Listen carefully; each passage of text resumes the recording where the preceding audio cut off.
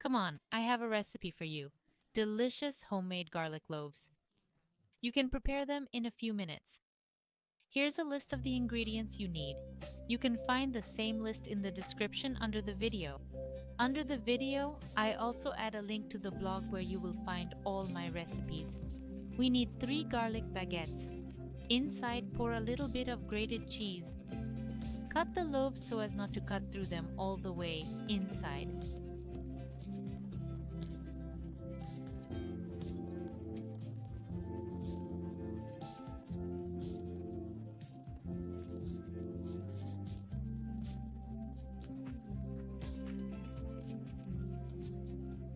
My favorite toppings are cucumber, tomato, and chopped chives.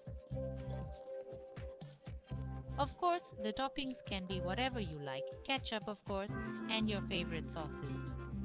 And roasted onions. As you can see, the preparation is lightning fast. The dish is delicious. Be sure to prepare it. Perfect for lunch or dinner, for a gathering with friends. It looks beautiful. It tastes very good. Be sure to prepare it. Of course, watch my future videos. You can find this recipe and others on the blog. I always provide a link under the video. Thank you. Enjoy.